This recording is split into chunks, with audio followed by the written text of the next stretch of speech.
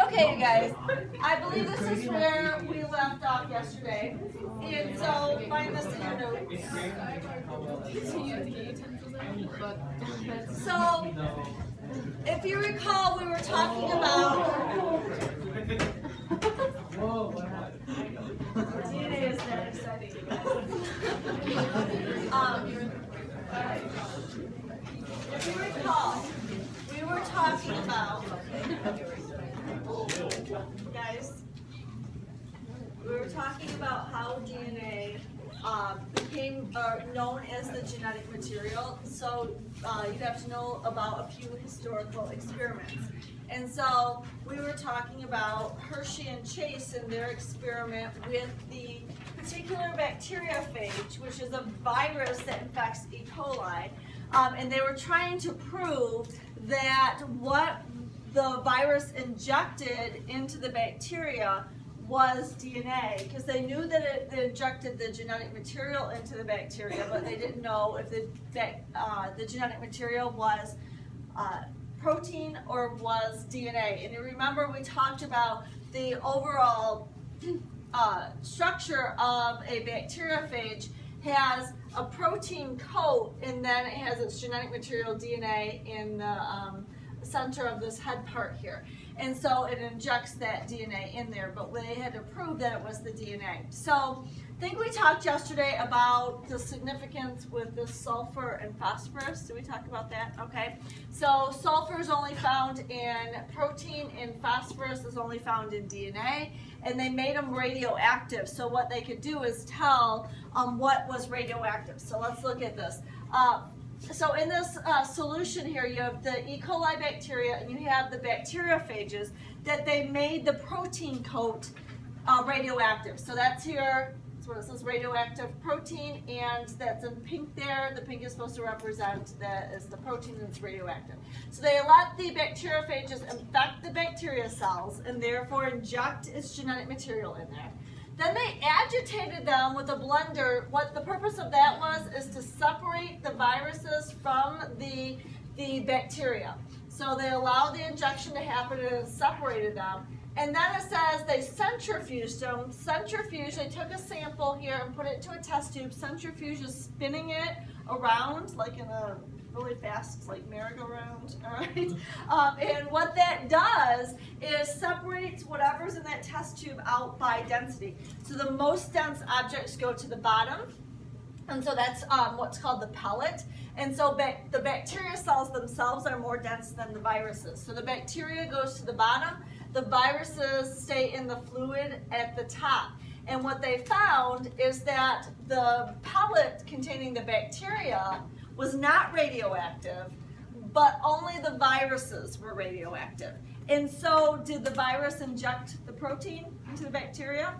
No, because the viruses still were radioactive. If it did inject the protein into the bacteria, what would we have expected? The bacteria would be radioactive, right? And that's not what we saw here. So, in this case here, then the viruses were still radioactive, and therefore proving, what do they prove? That proteins aren't injected into the bacteria. So proving that protein was not injected into the bacteria.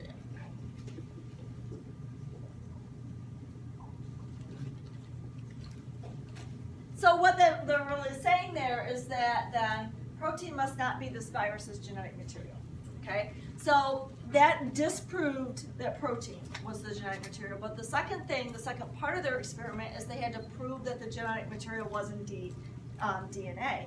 And so that's the purpose of using the radioactive phosphorus. So that makes DNA radioactive and not protein. So they did the exact same thing again, except in using regular protein, non-radioactive protein, and they made the DNA radioactive. And so now they allow the bacteriophages to infect the DNA, or infect the the bacteria, and then agitated them to separate the viruses from the bacteria.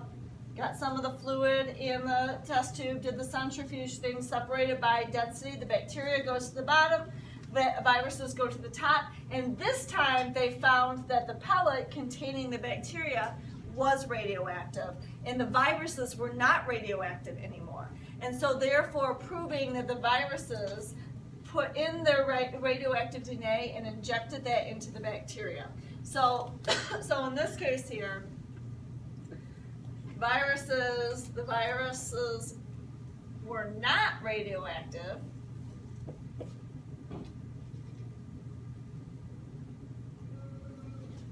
and bacteria were.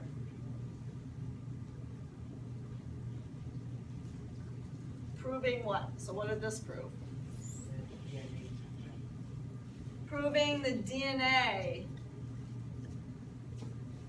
from the viruses were injected into the bacteria.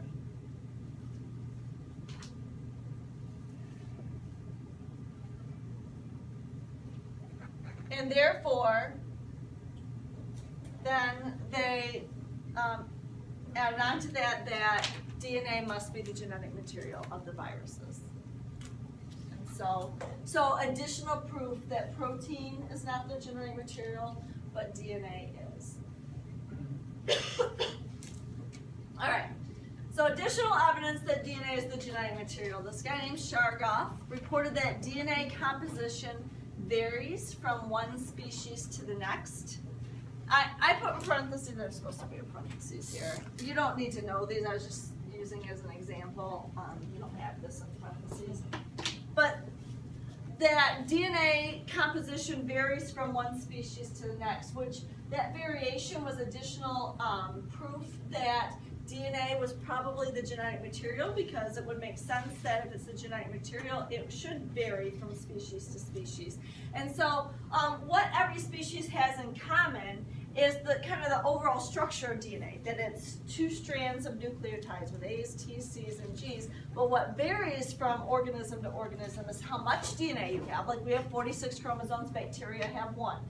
And so how much DNA you have, in the order of those A's, T's, C's, and G's, determine what proteins that you make and therefore what traits you have, and that varies from species to species. So the idea that this DNA composition varies from one species to the next was proof that additional proof that DNA was probably the genetic material. So that made DNA a more credible candidate for being the genetic material than protein. And so that's what Chargaff came up with.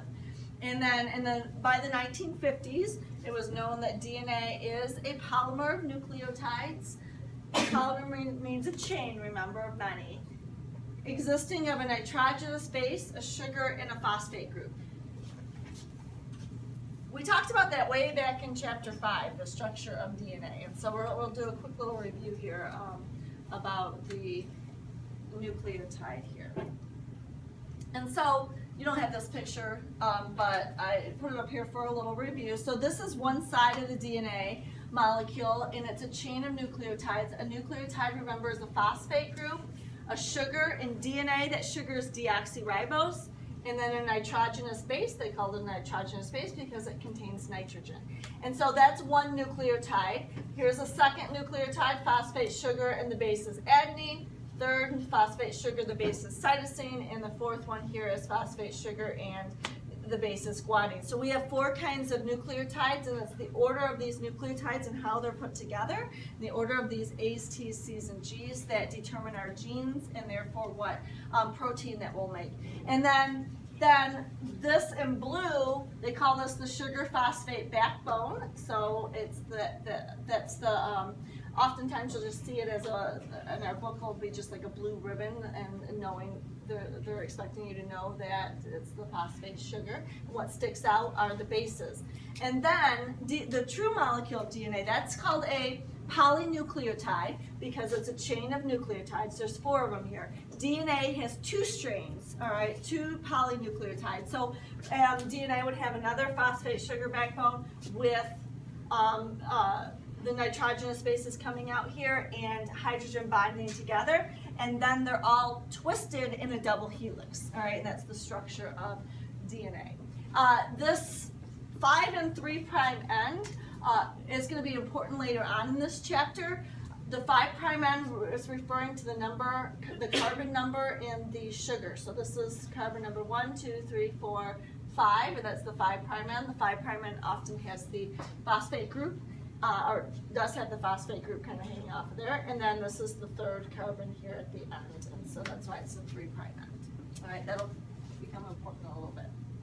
All right, so now that we kind of now know that DNA is the genetic material, then they did some studying about the structure of it. So after most biologists became convinced that DNA was the genetic material, the challenge was to determine how its structure accounts for its role. And so a couple of people here, Wilkins and Franklin, were studying DNA and trying to figure out the structure of DNA. They used a technique called X-ray crystallography to study the molecular structure of DNA, because you can't see it, all right? Even underneath a microscope, see the structure of it. So you have to have some other ways to study it. Franklin was doing this process, and she took pictures of this, and so she produced a picture of the DNA molecule using this X-ray crystallography. This is the picture of the DNA molecule. This is Rosalind Franklin on the left, and this is her X-ray crystallography photograph. So, I'm not an expert in X-ray diffraction and crystallography. To me, I don't see much with this, all right? And so people who are trained in that, this is the picture that led them to the idea that DNA isn't a double helix. So from this picture, that's what they deduced, all right, that DNA isn't a double helix. It's double-stranded, and it kind of goes around like a spiral staircase. So Franklin took this photograph, and what happened is Watson and Crick, who are noted for the discovery of the structure of DNA, went to her laboratory. They were studying the structure of DNA along with Franklin and Wilkins.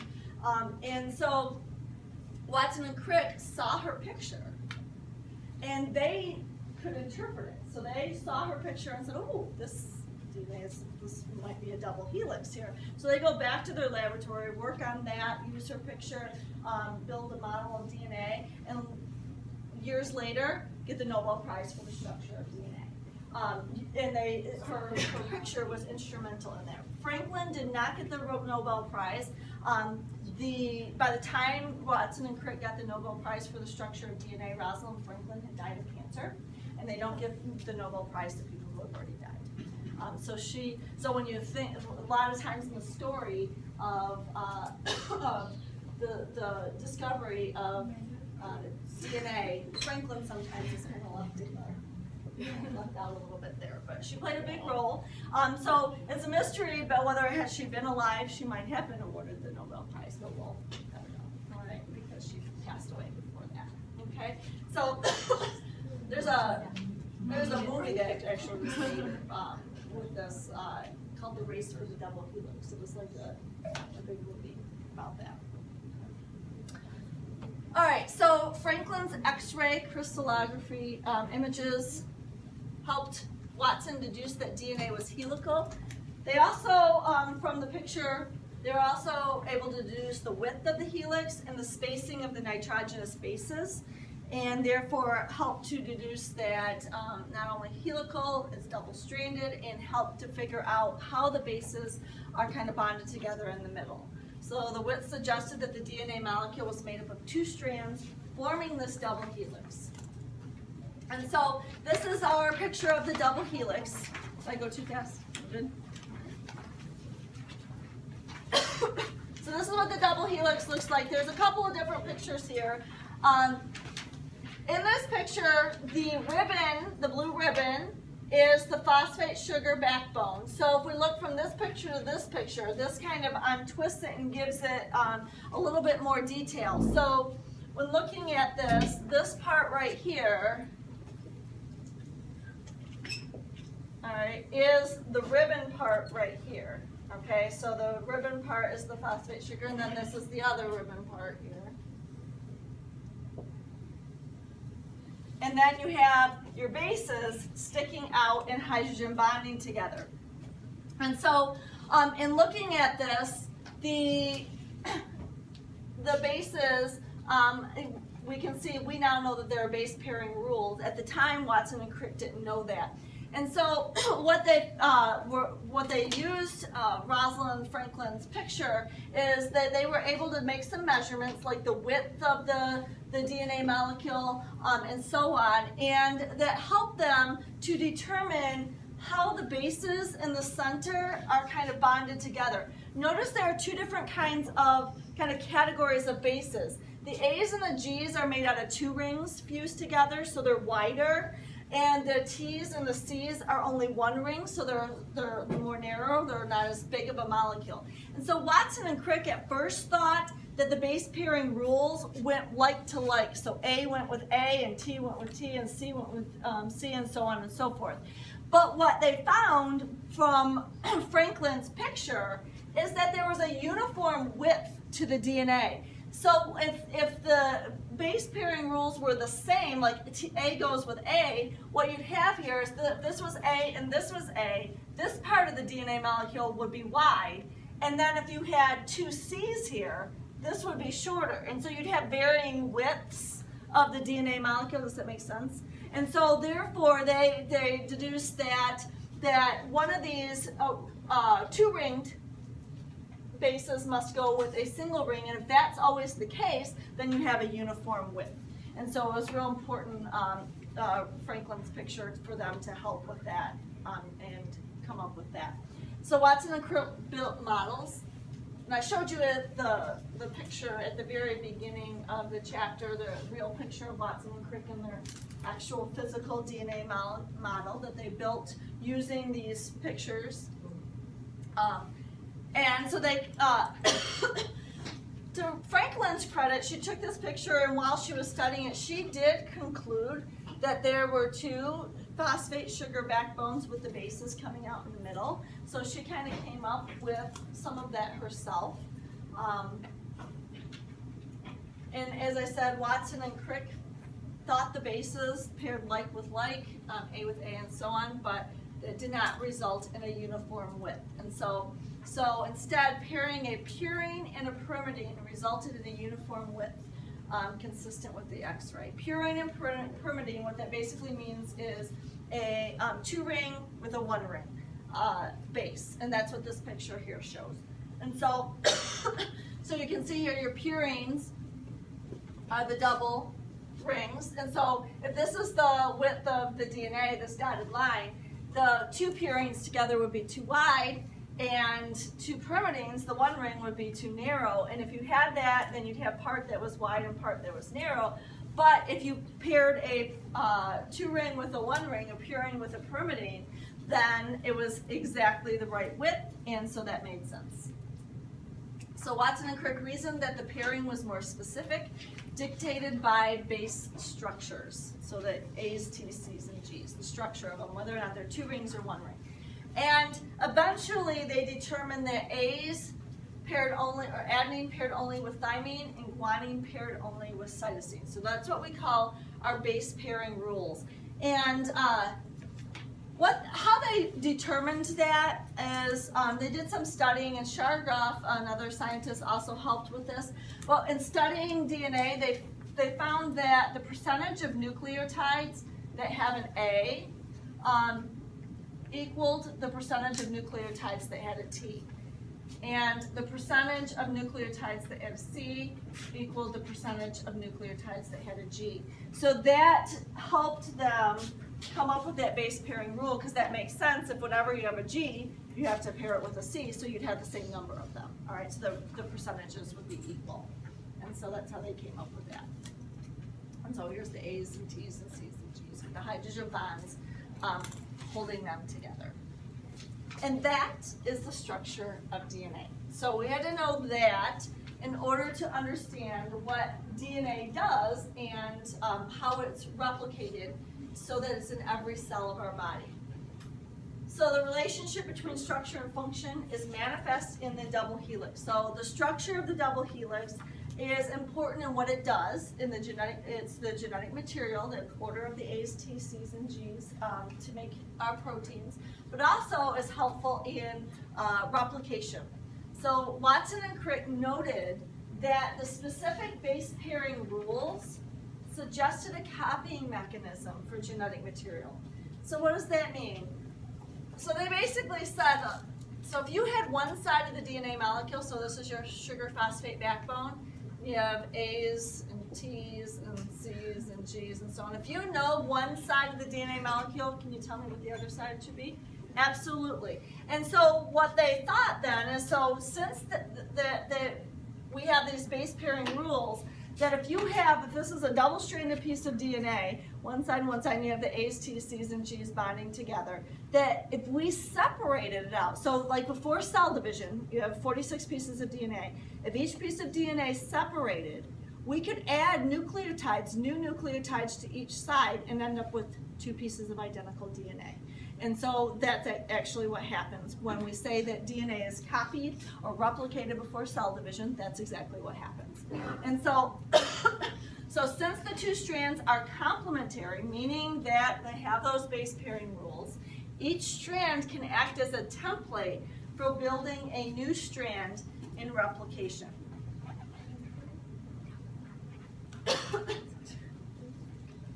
So what has to happen in DNA replication? The parent molecule unwinds. Your parent molecule is your first molecule that you're going to copy. And two new daughter strands are built based upon these base pairing rules.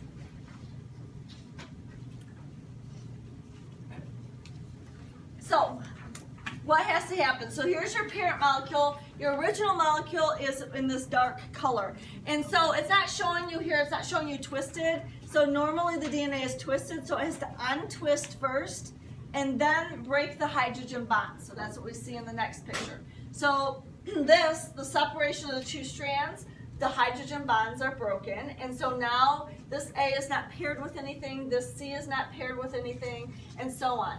So then what happens is we take each one of the side of the original piece of DNA and add the complementary nucleotides, so C's go with G's and T's go with A's and so on, and build two new DNA strands at the end. And so these two DNA strands are identical. So we've gone from one DNA to two DNA, and each DNA strand has half of the original parent DNA and half the new nucleotides, all right? And so that's what happens before cell division.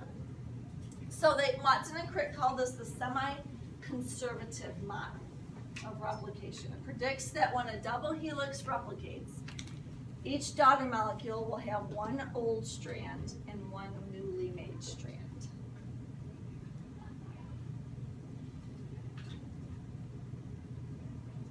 So semi-conservative, so only half of the original strand is conserved or came from the parent molecule. That's why they call it that.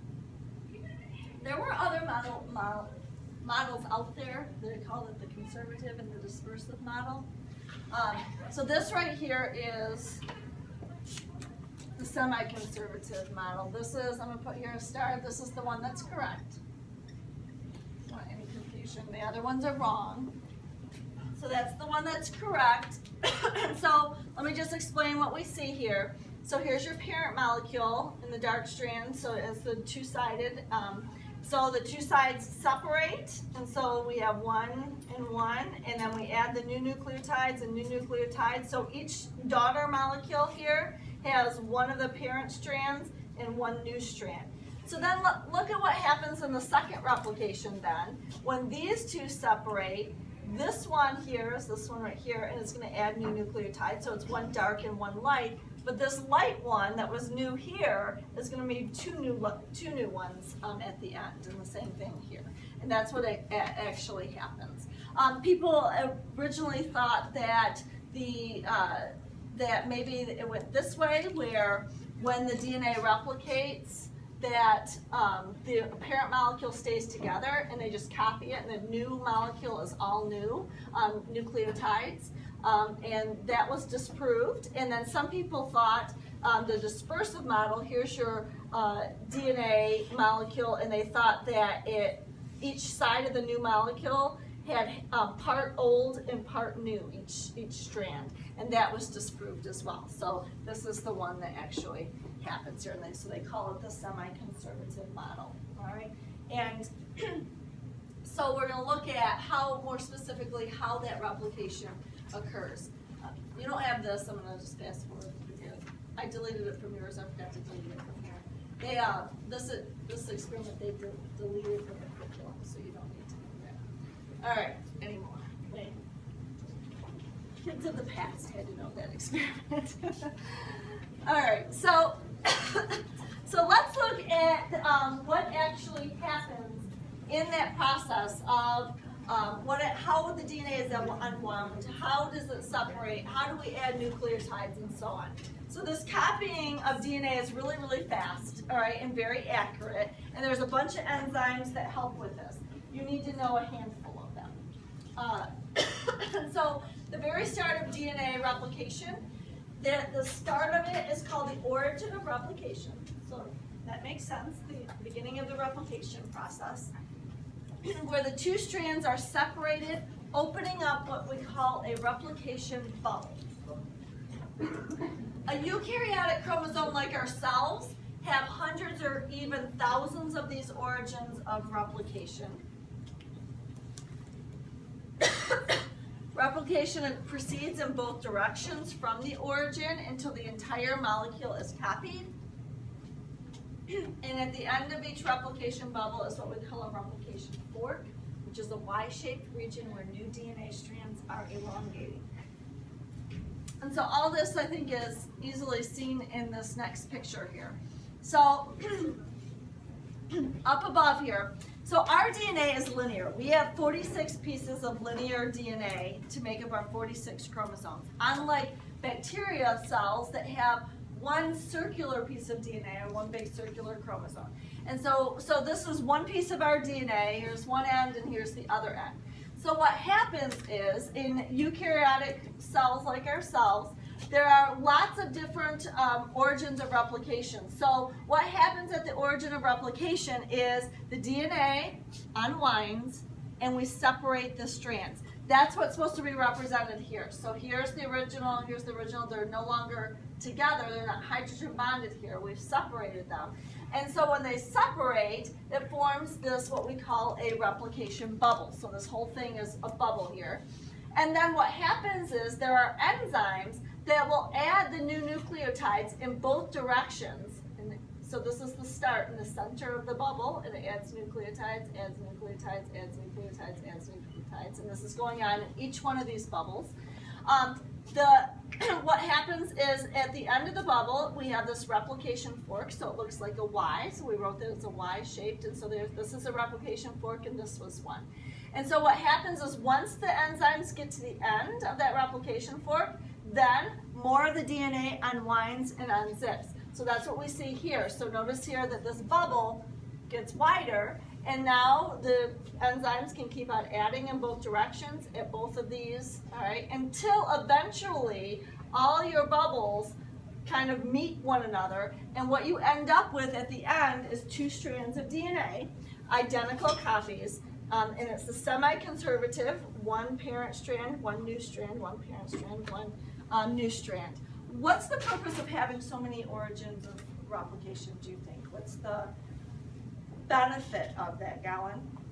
More origins of replication means there can be more points for new DNA to be added, so the new DNA strands are made faster. Absolutely, it speeds it up, so it makes it much faster than if you had just one at the very end here, so the DNA separates here and it begins to add, and you had one enzyme moving along the whole strand, all right, from beginning to end. It would take a lot longer. I'd say it would reduce the chance for like mistakes, because instead of just one big like bubble, it's multiple little bubbles. Okay, yep. It also probably makes the DNA easier to separate since there's so many of the bubbles that are constantly, each one of them is going in both directions, so it's easier to unzip. Okay, all right, easier to unzip. I'm just wondering how does it make it easier? Well, to rather unzip? than, like, it was like contrasting to the singular one, so instead of just having on one side something trying to unzip the DNA, you have something from both sides trying to like converge on Okay. each point for the replication fork. Okay, all right, okay, that makes sense. All right, and so then when we look at this picture here, this picture just shows you a real picture of this going on. And so this is an actual electron micrograph picture. And so this is your DNA in the dark here. So this is your DNA strand. This has not separated yet. And so then this has. So this is one replication bubble. And then right here is another, right here, and another, and another. And so this right here is showing you the arrows here where it's going in both directions. And eventually these guys will separate and these guys will separate and this bubble will get bigger until they meet and so on. So that's a real picture of that happening.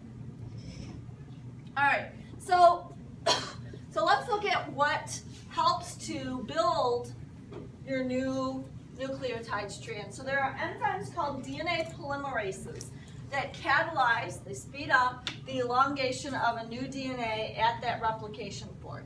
Notice here it says DNA polymerases. There are multiple enzymes that do this, and there are different kinds of DNA polymerases. As we go through this, we're going to see that there are two different kinds that you need to know about.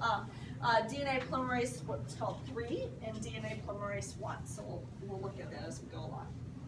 So each nucleotide that is added to a growing DNA strand is what we call a nucleoside triphosphate. So you've never heard of a nucleoside triphosphate, but what can you tell me about its structure? It's got 3 phosphate groups. It has 3 phosphate groups, 3 triphosphate, 3 phosphate groups. And so what other molecule do we know of that has 3 phosphate groups? ATP. ATP is used for energy. How do we get energy out of ATP? Break the bonds of the phosphates, right? We take off phosphates. And so we're going to see that when we add nucleotides, when you have one side of your parent strand separates, and we're going to add new nucleotides to one side here, that needs energy to do that, to build that strand. And so we're going to see that the energy in part comes from the help of enzymes, reducing the activation energy, as well as these phosphate groups that are going to come off. All right, so we're going to look at that in the next picture here in a second. And this happens very quickly. So just a little stat here, in bacteria, 500 nucleotides per second, in humans, 50 nucleotides per second. So replication occurs very, very quickly. And so this picture shows you what happens with this nucleoside triphosphate. So what you're looking at here, they have it set up kind of like a reaction. So here's your DNA molecule, and then here's your DNA polymerase, the enzyme that's going to add the nucleotide on, and this is what it looks like afterwards. So let's look at here. Here is one side of your DNA molecule. Notice here it says template strand. That's the same as your parent strand or parent DNA molecule. So either way, it's referring to the original DNA that you're copying.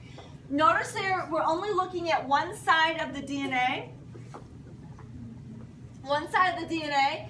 This is the one side, and we're adding bases. But remember that DNA is double-stranded, so you'd have another parent molecule over here, and the same thing happening over here. We're just looking at one side of it. And so, so here's your base, phosphate sugar base, and you have the T, and so they added a nucleotide with an A, and then a G, they added a nucleotide with a C, and a C with a G. So now the next one is a nucleotide here with an A. So the A, we need to add a nucleotide with a T to continue building our other side. So that nucleotide, though, comes in as a nucleoside triphosphate. So a regular nucleotide is just the phosphate sugar and the base, so now we have these 2 extra phosphate groups. So we want to attach this phosphate to this sugar here to continue growing our side of our DNA. So what happens is, if we look here, two things help. The enzyme DNA polymerase, that's going to help attach this to the phosphate to this. And then also the losing of two phosphate groups. And so if we look here, these phosphates right here at the end are these phosphates there. So when we say that these two phosphates are called pyrophosphates, when they come off, those are the two that come off, all right? So, and DNA polymerase helps with it and helps then add that and attach that phosphate to that sugar molecule. So now at the end, notice here that the T is now hydrogen bonded with the A, and we added the whole nucleotide, the base, the sugar, and the phosphate. So here's the base, the sugar, and the phosphate. So right here, that part right here, let me do it in a different color here. Right here, this is your new bond that was formed. We just added that nucleotide on. Okay? So this bond right here is going to attach this to that molecule here. All right, so it's going to. And so, DNA polymerase lowers the activation energy needed for the attachment, and the exergonic reaction of losing the phosphates helps to provide energy to attach that. So then the next one is a C. So now a nucleoside triphosphate with a G is going to come in, and the same thing will happen over again. All right, and so it'll lose two phosphates and then attach, and so on and so forth. And so, so that's what we have going on here. All right.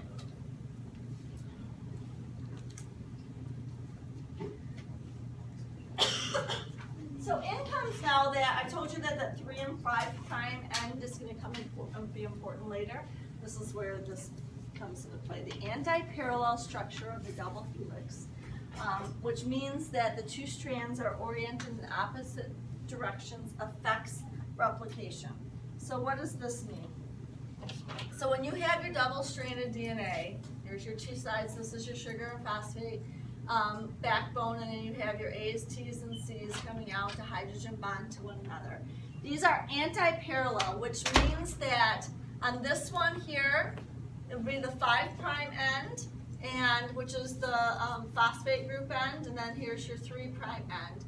What anti-parallel means is that if this runs 5 to 3 from top to bottom, this one runs 5 to 3 bottom to top. So they go in opposite directions, all right? And that's what anti-parallel means. This is going to be important here as we look at it, at how DNA replicates. So then it says DNA polymerases add nucleotides only to the free 3' end of a growing strand. Therefore, a new DNA strand can elongate only in the 5 to 3' direction. What does that mean? So I'm going to skip over these three here and look at this picture. So go to this picture first. We're going to come back to those bullets. So if we look at this is showing you DNA replication at work with this enzyme DNA polymerase. And so if you look here, in the dark, this is your original parental DNA, and it's anti-parallel. So if this end is the 5' end, this end is the 3', which means that this end, when it was originally put together, this has to be the 5' and this has to be the 3'. So the original DNA is anti-parallel. All DNA is anti-parallel. So what happens is when the parent molecule separates and you build the new molecule, if this is the 3' end of the original molecule, this has to be the 5' end of the new one. And this is the 5' end, so this is the 3' end. So the thing is that this enzyme, this little guy here, is DNA polymerase 3. This is what adds the nucleotides. So that's DNA polymerase 3 up here as well. It adds the nucleotides. And the DNA polymerase, though, adds the nucleotides and grows the new strand only in one direction. the new strand has to grow from the 5' to the 3' direction. So therefore, and this is the 5' end of the new strand here. So DNA polymerase can bind here and add nucleotides and keep on going because it always will be built in the 5' to 3' direction. It can only add nucleotides to the 3' end. So this is the 5' end of this one. This is the 3' end. And so it adds to the 3' end, therefore this new strand is growing in that 5' to 3' direction. The problem is that part, this top strand, is fine. The problem comes in this bottom strand. This bottom strand, can DNA polymerase start adding at the end here? No, because it has to grow in the 5' to 3, the new strand has to grow in the 5' to 3' direction. So for this strand, the DNA polymerase can't bind and just keep on adding nucleotides in the same way that this one does. So what has to happen is that you get, the DNA is built in fragments. So they're showing you unzipped here a little bit here. Let's pretend for, at the very beginning, it only unzipped, meaning that the parent strand, the hydrogen bonds were broken. And so let's say it was only here, so up to here. And so the DNA polymerase here can bind and add nucleotides in the 5' to 3' direction. This down here, the DNA polymerase can't bind here, so it has to bind at the replication fork and binds here so that it can grow in the 5' to 3' direction. So this right here is the 5' end of that new strand. And so it grows in the 5' to 3' direction, gets to the end, and that's it. So then what happens? The DNA unzips some more. This enzyme up here, no problem. It just keeps going along, adding nucleotides, and the strand keeps growing. But guess what? This one, the DNA polymerase got to the end here. Guess what? It has to go back and start all over here. So it starts again growing a new fragment in the 5' to 3' direction. All right, so you get, and then it continues until it reaches the old fragment, and then it's done. And then when I unzip some more, it goes over here and builds a new fragment and a new fragment, because that's because it can only bind or only grow in the 5' to 3' direction. So that's what this down here is showing you, that this one is continually going.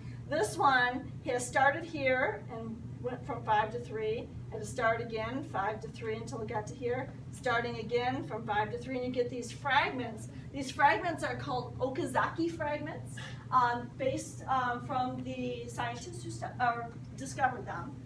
And so what you end up having with this one is you have all these fragments, and we're supposed to have one continuous piece of DNA when we do DNA replication. So in comes another enzyme called DNA ligase. Ligase kind of acts as an enzyme to kind of put these two together, so it kind of glues them together. So after it does that with all the fragments, then you have a continuous strand. And so what we say here, this is the leading strand. The leading strand is always continuous. That's no problem. It starts at the 5' end and continues on. But the lagging strand has to start over and over and over again, and is made from these Okazaki fragments that have to be attached eventually at the end. Does that, like, starting over again and again, make that DNA reading more accurate, since it has to reread that second or that lagging strand over and over again? Well, it doesn't reread because it's only reading the new part that's exposed. Okay. So it stops when it reaches the one here. All right, so there's still only read once. All right, good question. And so overall then, we would say, notice here at the bottom it says overall the direction of replication is this way, because it keeps on unzipping here, and you're going to eventually end up with two molecules. So overall the direction of replication is that way, even though the lagging strand has to go in the opposite direction, but eventually it's all glued together there, and you get your overall replication moving in to the left. All right, so with that being said, go back to the bullets that you skipped, and you should be able to fill it.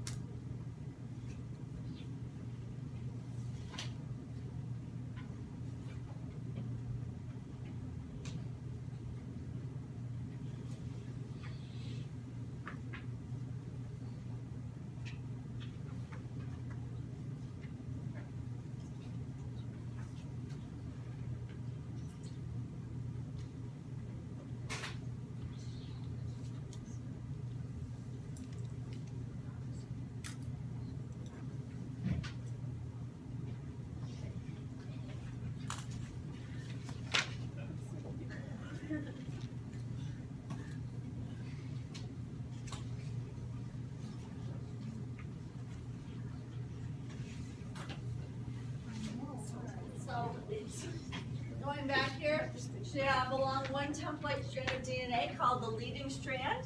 DNA polymerase can synthesize the complementary strand continuously, and it moves towards that replication fork. And then to elongate the other strand, which is the lagging strand, DNA polymerase must work in the direction away from the replication fork.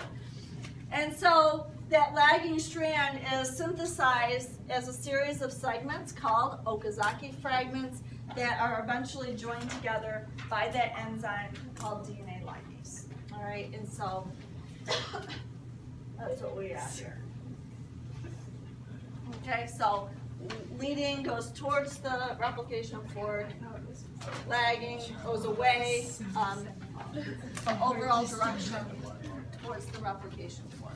All right, so adding on, we have lots of different layers here. So one other thing about this enzyme, DNA polymerase, is that it cannot initiate synthesis of a polynucleotide.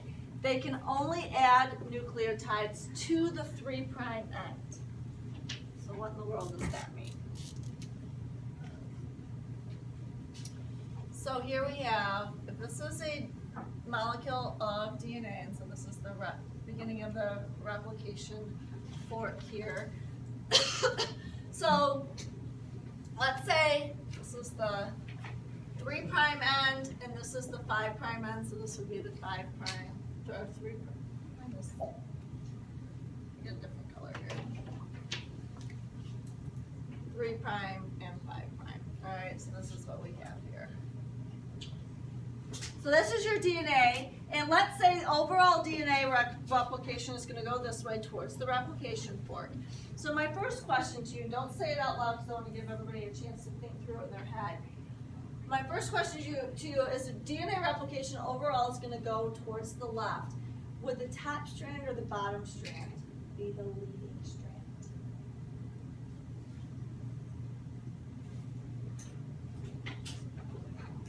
I want to give people time to think for a second. So top strand or bottom strand? Which would be the leading strand?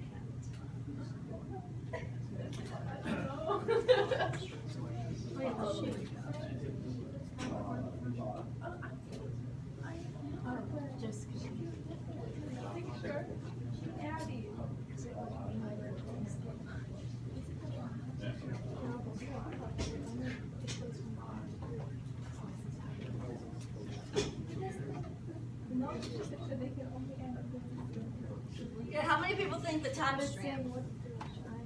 Alright, few people. How many people think the bottom strand? Don't remember. A little bit more people. Alright. Some people aren't sure. Okay. If you said the bottom strand, you are correct. Okay, so Let's think about. I was here. Let's go back and think about why. What's true about the leading strand?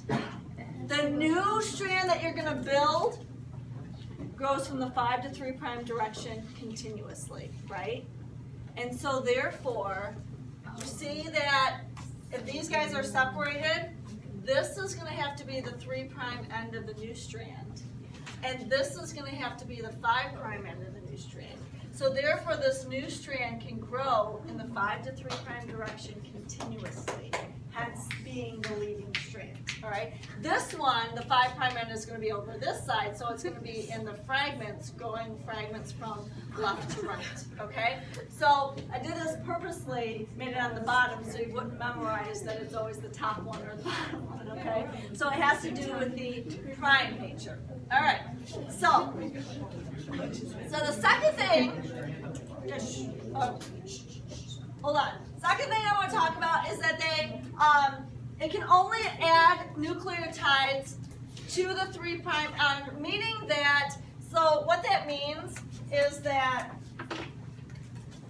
here you have, this is going to be the 3' end, and so therefore DNA polymerase adds nucleotides to the 3' end, and that's why it grows in the 5' to 3' direction.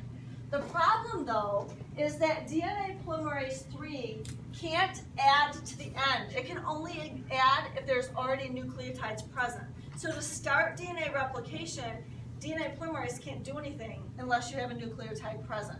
And so therefore, there is a initial nucleotide strand that's a short one called, so it's an RNA or DNA primer. It's an RNA primer in us most of the time. And what that means is that there's this enzyme called primase that adds this. And so what happens is that this enzyme primase comes and adds a primer, so it adds RNA nucleotides here. And now DNA polymerase, look at, there's nucleotides there. And now DNA polymerase can add nucleotides to this and continue to grow it in the 5' to 3' direction. But DNA polymerase couldn't add that unless there were pre-existing nucleotides. So this primer is really important. So on the lagging strand here, what happens is that there's a primer for each fragment. And so therefore you have to have a primer, and then DNA polymerase can grow the strand to the end. And then for the next fragment, you have to have a second primer, and then it can grow to the end, and so on and so forth. So every Okazaki fragment has to start with a primer so that this enzyme can add the nucleotides on and grow the strand. All right? And this is where we're going to stop. We're out of time, but you get to watch a video. Right? I put on here, finish the Chapter 16 review. I'm not collecting it on Wednesday. I'm just telling you that that's where you should be to be fun. Okay? All right? Our test will be next week we only have 3 days. It'll be the beginning of the following week. Okay? Just to give you a heads up.